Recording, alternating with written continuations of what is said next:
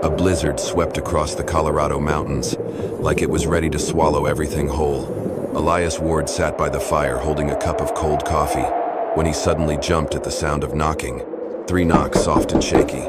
Elias frowned. Who in the world would be outside in the middle of a storm like this? He grabbed his rifle, walked to the door, and cracked it open. A blast of freezing wind rushed in, carrying snow and 3 figures shivering in the whiteout. 3 Apache women. Their clothes were torn and tattered. Their black hair clung to their faces. Their bare feet were bluish and crusted with dried blood.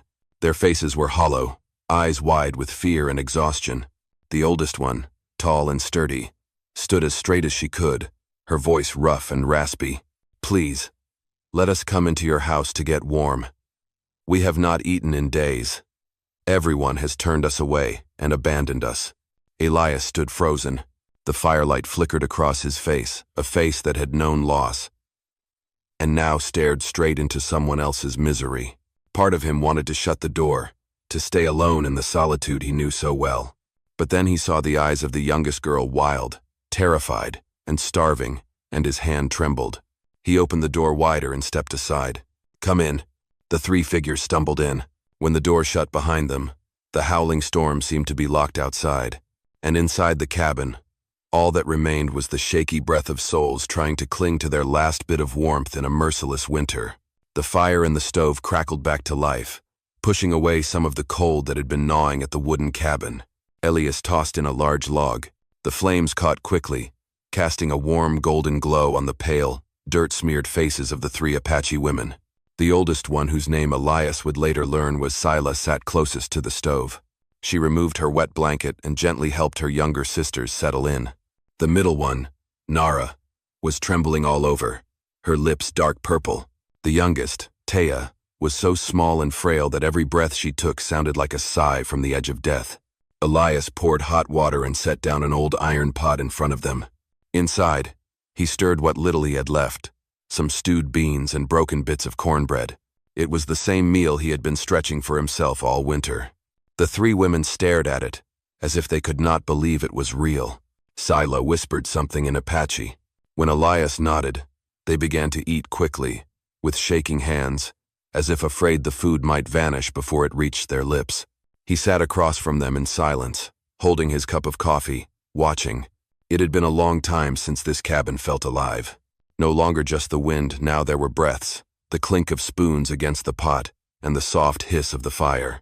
When they finished eating, Elias stood and brought out 2 thick blankets from the bedroom. He gently laid them across their shoulders. "Stay the night. We will figure things out in the morning." Sela looked up at him, her eyes strong, but tired.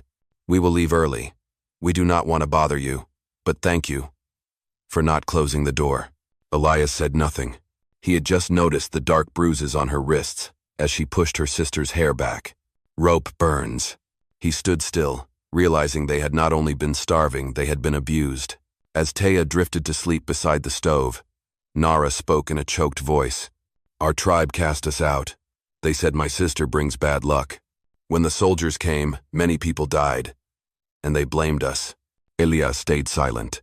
Outside, the blizzard was still howling, but inside him, a different sound had awakened the sound of compassion, something buried since the day he lost his wife and child. He stood, added more wood to the fire, then spoke softly, his voice dry and rough like old timber. "Stay. Leave when the skies are clear." Selah looked at him for a long time, then nodded, her eyes brimming with tears. That night, Elias lay on the long bench, listening to the steady breathing of the 3 strangers sleeping by the fire. The wind still howled outside, but for the first time in years, it no longer sounded lonely. The next morning, the sky was still a dull gray, and the snow had piled up all the way to the fence.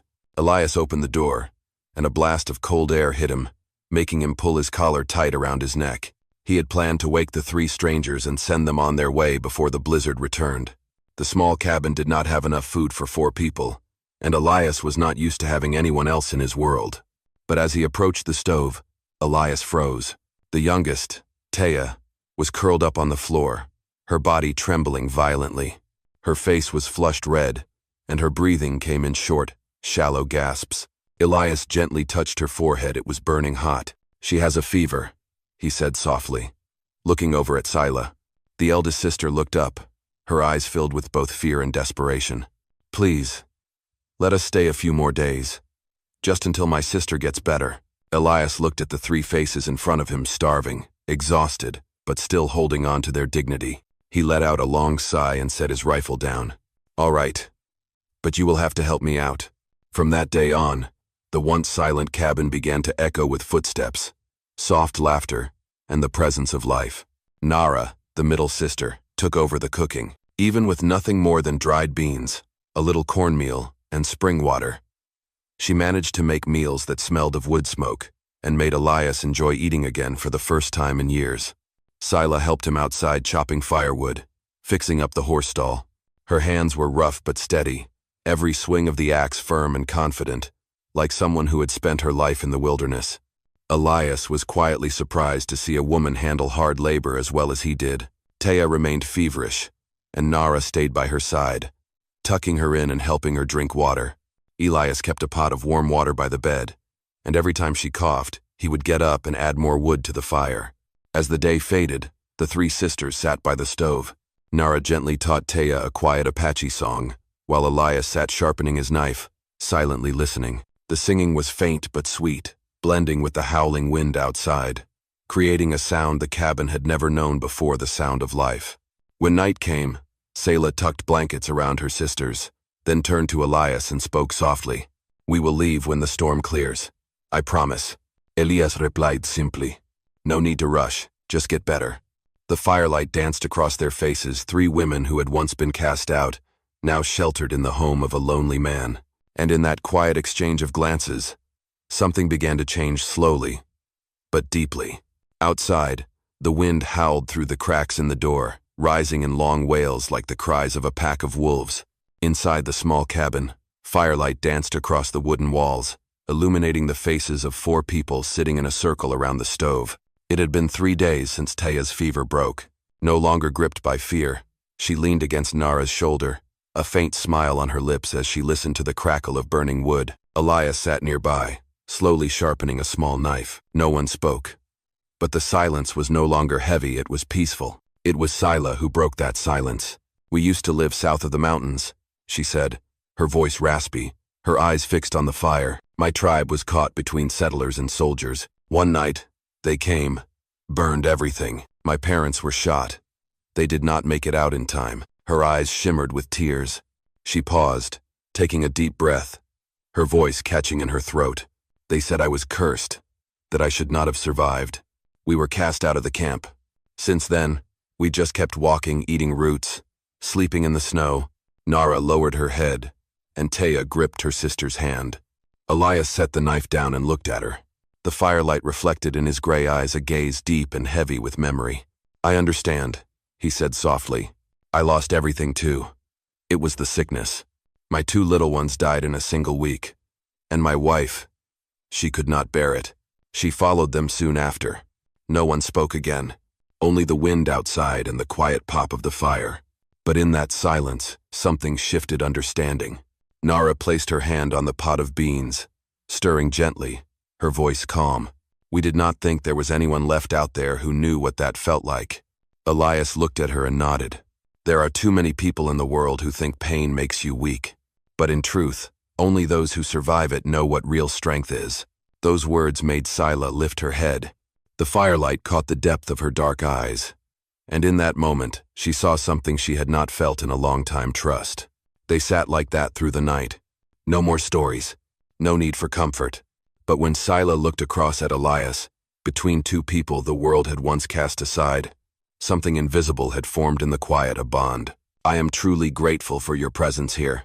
If this story brought back memories of dusty afternoons and hoofbeats echoing in your heart, then subscribe to my channel, so every day we can sit together again, and I will tell you another tale from the West." On the 4th night, the sky darkened all at once. The wind howled through the mountains like the cry of a wounded beast. Blasts of snow began hammering against the cabin walls, dragging in a cold that cut straight to the bone.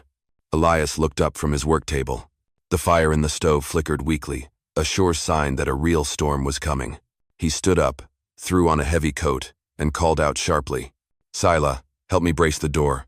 If this wind gets any stronger, the walls will tear apart." Sila said nothing, just stood up and pulled on her cloak. The two of them rushed out to the porch, snow lashing at their faces like tiny knives. The barn door banged wildly in the wind. They fought to hold it, tying it down with ropes and nailing in boards.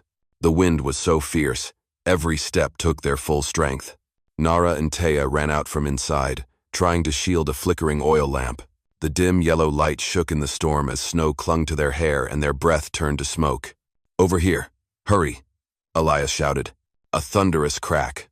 A board from the east wall broke loose. Sila lunged forward, joining Elias to lift it back into place. In a split second, their hands pressed together on the heavy timber beam, shoulder to shoulder. Their skin was freezing, but where their hands met, a strange warmth surged up in the heart of the storm. They worked non-stop for over an hour. When the last door was finally secured, Sila collapsed onto the porch, her breath pouring out in thick clouds. Elias reached out and helped her up. "Are you all right? I used to think I would die in the snow," she said, her voice hoarse, her lips tinted purple from the cold. But not now. They looked at each other for a long moment. The wind still roared around them, but the cabin stood strong. Back inside, Nara added more wood to the fire, and Taya poured hot water into cups. Elias sat down beside the stove, his eyes quietly following Sela as she wiped frozen droplets from her hair. She looked up and met his gaze. In that brief moment, there were no strangers, no caution, only two souls who had once been alone, now finding one another in the heart of a brutal winter. Outside, the storm raged on, but inside, the warmth was stronger than it had ever been. And when Sela reached out to add another log to the fire, Elias's hand brushed against hers once more. This time, neither of them pulled away. The next morning, the storm had passed. For the first time in days, the sun peeked out, laying golden streaks across the thick, cotton-like snow. The air was so still, you could hear the drip of melting water from the cabin roof. Elias stepped onto the porch, his breath rising in mist, one hand resting on the doorframe. The world around him was blanketed in pure white, as if the storm had never come, but its traces remained tilted fences, a few missing boards, and a layer of frost shimmering on the barn. Behind him, soft footsteps echoed. Sila stepped out, wearing one of Elias's heavy coats. Her dark hair shimmered in the morning light. She gazed out at the wide expanse of snow, her voice low, light as the breeze. "I did not think we would make it through the night." Elias let out a rare smile, one that softened a face weathered by sun and wind. "Every storm passes. You just have to keep the fire burning." That made Sila turn to look at him, the fire not just in the stove, but within them, that warmth slowly pushing back the long years of solitude. Nara and Taya came out too, their cheeks pink from the sundae. They laughed as the chickens cautiously stepped out of the coop, shivering. Their laughter drifted into the air like a sign winter was fading. In the days that followed, life inside the cabin began to change. Nara started tidying things up, laying cloth back on the table, and hanging bunches of dried herbs by the window for scent. Taya helped Elias care for the horses, sometimes humming old tribal songs as she worked. Sila and Elias repaired the barn roof together. They worked side by side, often silent, yet always understanding. Once, when Sela slipped, Elias caught her with his rough but steady hands. She only managed a quiet, "Thank you," then turned away to hide her smile. At night, the four of them sat around the table for supper. Elias spoke little, just nodded when Nara offered more food. The cabin no longer echoed only with wind, but with the soft clink of spoons, quiet laughter, and the crackling of fire.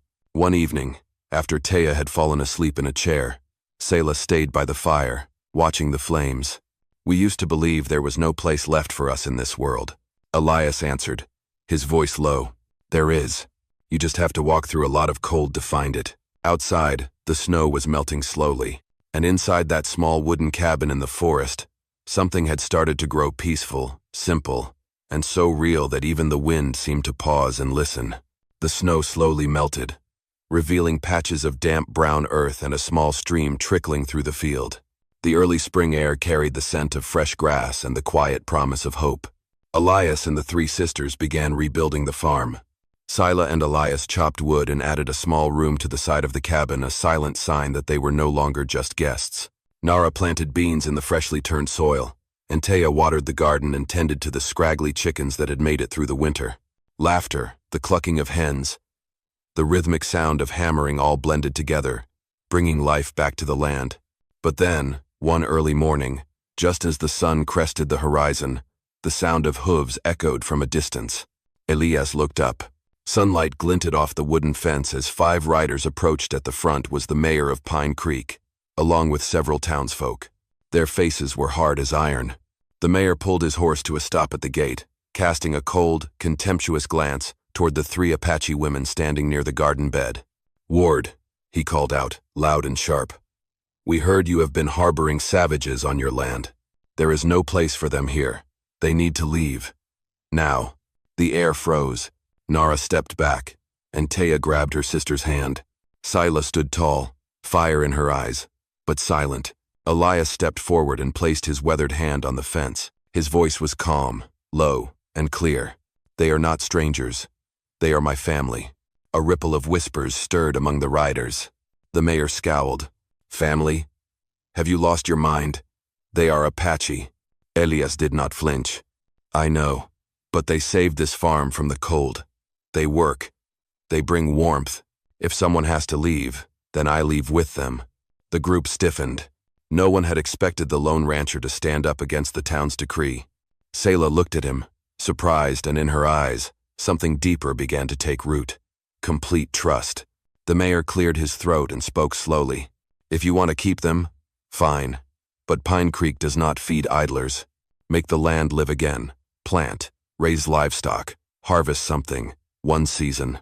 If it works, they can stay. If it fails, they go." Elias nodded, his eyes hard as stone. "One season. That is enough." As the riders turned and the dust of their departure hung in the air, Sila stepped closer and asked quietly, "Why did you say that? Are you not afraid they will come back?" Elias answered, his voice rough as the night wind. "No one has the right to drive my family from their home." Nara broke into tears. Taya held her tight. Sila stood still, looking at Elias for a long time. Then, she gave a quiet nod. The 4 of them turned back toward the farm, where dry earth and cold wind waited for them. But this time, they would plant something more than seeds. They would plant trust and the will to survive.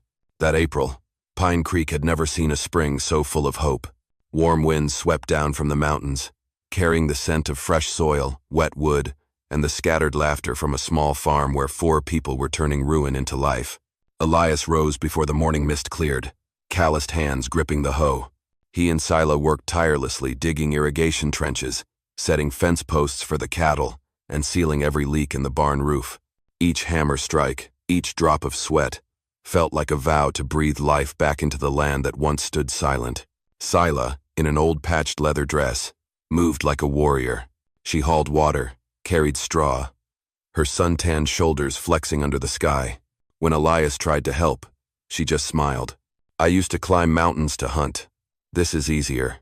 Elias said nothing, but the warmth in his eyes spoke louder than words. Nara and Taya rebuilt the vegetable garden, planting corn, beans, and squash. At night, they lit fires and sang old Apache songs. Their voices blended with Elias's harmonica, drifting across the prairie like a prayer. Day by day, green returned. Sprouts broke through dry cracks. The barn echoed with the lowing of cattle again, and the stream down the hill flowed clear, reflecting their growing smiles. One morning, with the golden sun spilling across the fields, riders appeared once again from Pine Creek. The mayor and the townsfolk stopped at the gate, surveying the land. It was no longer dead. Before them stood a living farm, corn as high as a man's shoulder, barns full of livestock, and chimney smoke curling up from the cabin roof. Elias stepped out, holding his hat, his work shirt stained with soil. Beside him stood Selah, proud and steady, with her sisters glowing in the sunlight. The mayor remained silent for a long time, then exhaled deeply. "I cannot believe it. You actually did it," Elias replied simply. "Not me. All of us." Murmurs stirred among the crowd. Their expressions softened. One man tipped his hat. Another tossed a handful of seeds onto the earth, an unspoken sign of acceptance. The mayor gave a small nod, then turned his horse. They have the right to stay. Pine Creek needs people like them. Once they were gone, Selah looked at Elias, pressing her lips together to hold back emotion. So, now we are allowed to live. Elias smiled, a full, honest smile, the first in many years. Not just live together. That evening, they shared their first meal grown from their own hands. The breeze carried the scent of fresh corn, smoke rose above the roof, and in the glow of sunset, Elias, Sila, Nara, and Taya sat side by side. No one said a word. They did not need to, because at last, on this harsh and wild land, they had found a true home. Dear friends, in a world filled with prejudice and violence, sometimes the kindness of one person is stronger than any gun. Elias did not save them out of pity, but because he believed every soul deserves a place to belong. It was that compassion that rekindled hope in three women who had once given up. Love does not arrive through promises, it grows in shared work, in hands that bring a land and hearts back to life. It has been a true pleasure sharing this story with you, the wonderful audience of Wild West storytelling. Wherever you are, I hope joy and peace find their way to your heart. I truly appreciate each and every one of you. Tell me what you think about this story in the comments below. Hit 1 if you enjoyed it. And do not forget to subscribe channel for more dramatic tales from the Wild West.